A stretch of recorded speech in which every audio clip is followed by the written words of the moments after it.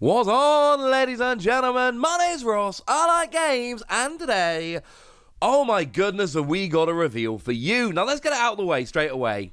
Spider-Ham is coming to Marvel Champions, and this is a point in the video where a bunch of you go, Wossy, it's April Fool's Day, and you're talking about Spider-Ham coming to Marvel Champions.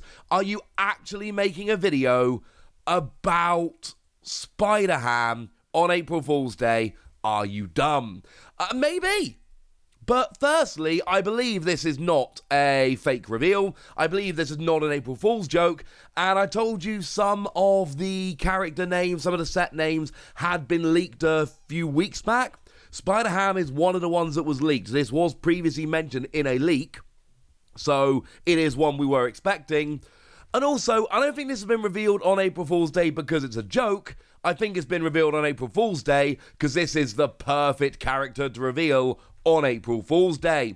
And just straight off the bat, this looks awesome, and I am so excited. So what we've got here is Peter Porker, a recovery of 5, which is very high, hit points of 12, which seems high, but he's a literal cartoon character, and hand size of 6, which is standard. But after you make a basic recovery, bearing in mind your recovery is high, you place a toon counter on Peter Porker. Incidentally, for those of you that are unaware, Spider-Ham is like a real legit character. I know it's made its way into a bunch of cartoons and such, but it's been in the comics for a long time. As we look at Spider-Ham, 2 thwart, 1 attack, 1 defense. No, that's bad. 2/2/2 is standard, 2/1/1 is bad. Same hit points and a hand size of 5. But each toon counter on Spider-Ham can be spent as if it were an any type resource. And when Spider-Ham takes any amount of damage from any source whatsoever, you place a toon counter on him. So whether the villain attacked you or you attack somebody with retaliate, if any damage goes on to Spider-Ham in any way, you place a toon counter on him. As well as having it when you recover as Peter Porker, and then you basically build up a bunch of any type resources to spend for free. That's why Spider-Ham's basic powers are so bad. They kind of have to be, because this skill is absolutely nutty. And as we go through some of Spider-Ham's cards that have been revealed, these are super good, but also a little bit silly. This is the Spider-Ham deck, alright? So for 0 cost, we've got the event Ham It Up.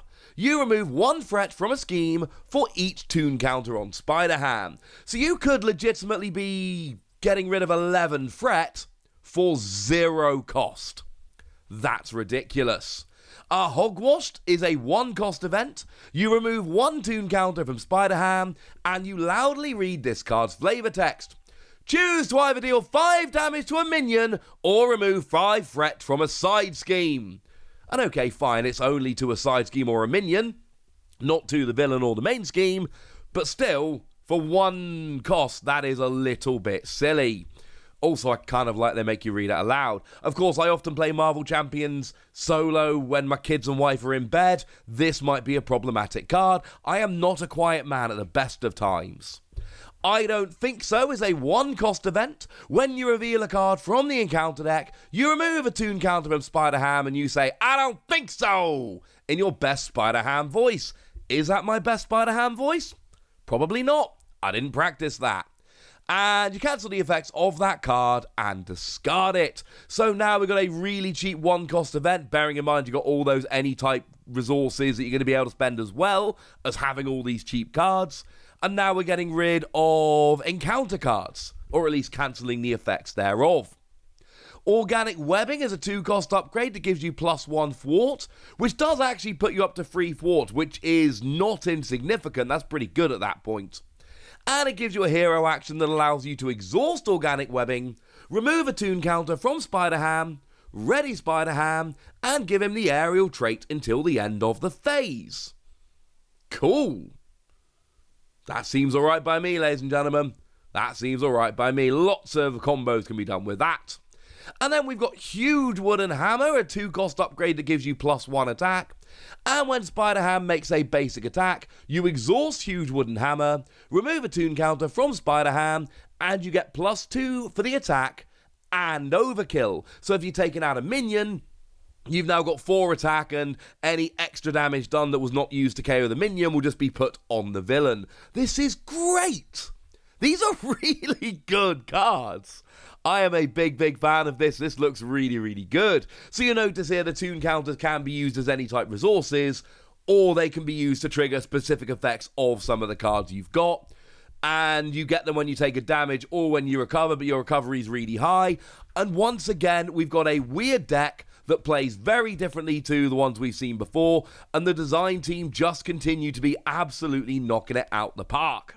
Now, I love Spider-Ham. I am less of a fan of Captain America, I'll be honest with you. I don't have the same lovely memories. But we've got a free cost, free health ally here, which is what we're looking for. 2 thwart, taking 1 damage. 2 attack, taking 1 damage. Well, generally speaking, with allies, I'm looking for the same health as cost. Check. And I want at least 1 of the thwart or attack to do 2 while taking 1 consequential damage. Check on both counts here. This is cool. But after Captain America enters play, you give someone a high 5, and you place a toon counter on your identity, and shuffle a Spider-Ham card from your discard pile into your deck. And I've already shown you a bunch of the Spider-Ham cards and told you how gosh darn good they are. So basically, you've got good thwart and attack, and you get in a toon counter, which we know is really good, and you get to recover a card of your choice. This is good. But again, does potentially pose a problem, because if I'm playing this solo and there's no one around to high 5, do I still get the toon counter and get to recover the card? For the moment, it's fine. My son is 2 weeks old. He'll be chilling with me in the evenings. He will give me high 5s. He'll be asleep, but he'll be fine with it. The problem is, I'll try not to wake him. The problem is what happens when he starts going to bed at a regular time and I have no one to high 5 in the evenings. This is a concern of mine. We've also got the 0 cost card, Petulant Pig.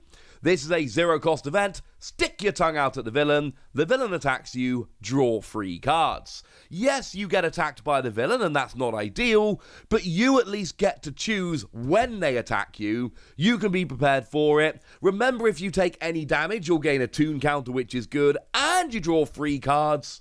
Yes, this is nice. Cartoon Physics is the last Spider-Ham specific card we can talk about here. It is a 1 cost upgrade. Whenever your identity would take any amount of damage, discard this card, wiggle your body, and prevent all but 1 of that damage. Which, of course, is the ideal situation. If you prevent all of that damage, you've not taken any damage, you don't get a toon counter. Getting it down to 1 damage is that perfect situation where you've taken damage, you get the toon counter, but you don't take very much. Now, coming out of the box, Spider-Ham is a Justice character, and we've got Lady Spider, May Riley, and Indian Spider-Man, Pravita Prabhakar, and I'm sorry for how I'm saying that. Now, I very recently reread Spider-Verse. I've read it multiple times, but I reread it recently. Spider-Verse is very fresh in my memory right now. So if you're giving me a Spider-Ham deck with these dudes as allies, yes!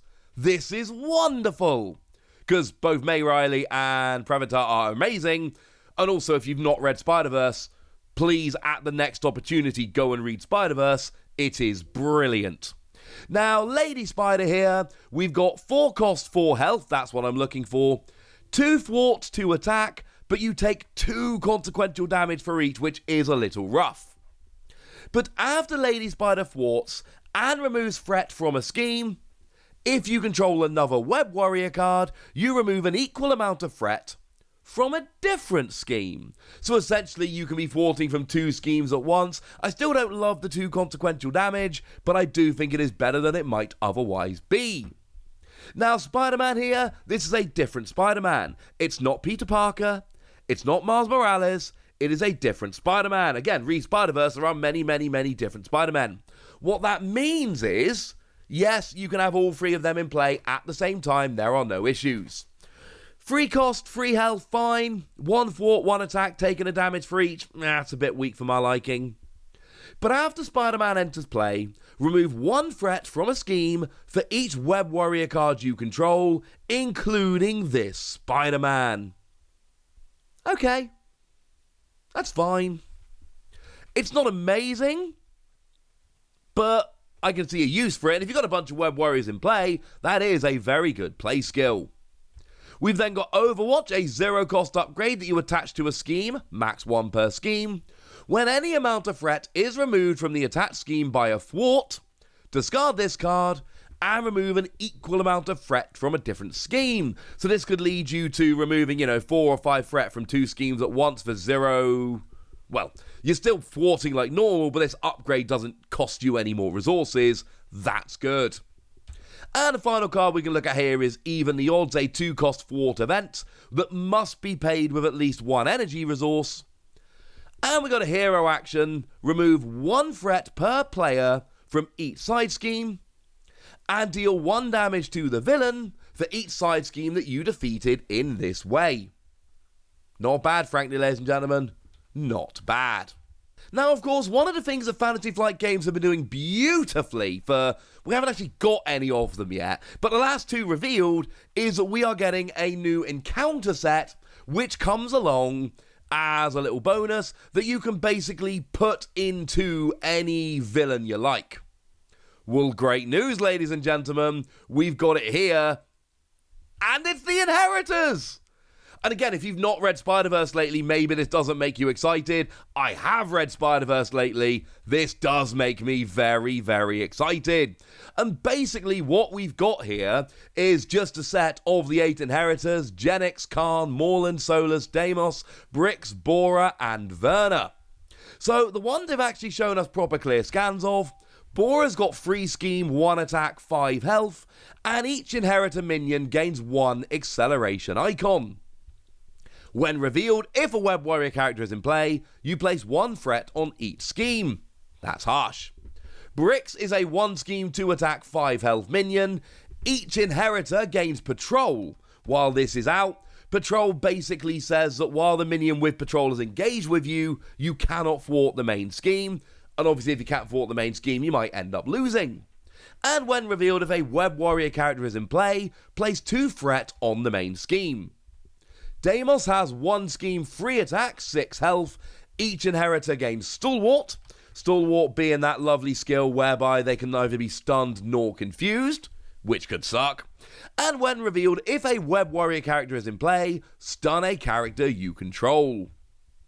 Genix has 2 scheme, 2 attack, 6 health, and gives each Inheritor minion Guard. Guard is very much the opposite of Patrol, so if a minion with Guard is engaged with you, you cannot attack villains, only minions. And when revealed, if a Web Warrior character is in play, you give Genix a tough status card. And then you got Solus, 2 scheme, 3 attack, 7 health. Each Inheritor minion gains Villainous. Villainous means that even though they're minions, they will still get a boost card when they activate. Bit harsh. And when revealed, if a Web Warrior character is in play, you give Solus 1 face-down boost card. Basically, if all of these come in play at the same time, or at least multiples of them, you are going to be really, really struggling because they all boost each other. Now, in terms of the other 3, we've seen Khan has 1 scheme, 3 attack, that's all we can see. We see that Morland has 2 scheme, 2 attack, but that's all we can see. We do, on the collage, actually have a nice good look at Verna here. 1 scheme, 1 attack, 6 health. Each Inheritor minion gains Retaliate 1. When you attack them, you take a damage. And when revealed, if a Web Warrior character is in play, deal 1 damage to each character you control. Which is mean. Probably explains why she's got 1 scheme, 1 attack. So basically, you've got a modular encounter set with all 8 of them that you can basically pop in as an encounter set for any villain you play against. This seems difficult. I mean, if you're not playing as Web Warriors, and all of these get massively nerfed because they've all got a skill which activates if a Web Warrior character is in play, might I suggest not playing these as an encounter set if you're not playing a Web Warrior, or if no one around the table is, because that kind of seems like a waste. But if they are, this sounds firm. And if you're not excited about the Inheritors encounter set, go and read Spider-Verse, come back, and then you'll understand why I'm quite so excited. And I am extremely excited. I love Spider-Ham. I love that they're bringing in some of the more obscure web warriors. I'm sorry, but the Indian Spider-Man is not one of the real headline Spider-Men. Seeing him in here is absolutely wonderful. He was great in the comics. And Lady Spider and all of that, and then getting the Inheritors, this is good. If this is an April Fool's joke, it's extremely cruel. What I will say is, there is a history of Fantasy Flight Games having an actual April Fool's joke that people want to happen so much, they literally make it.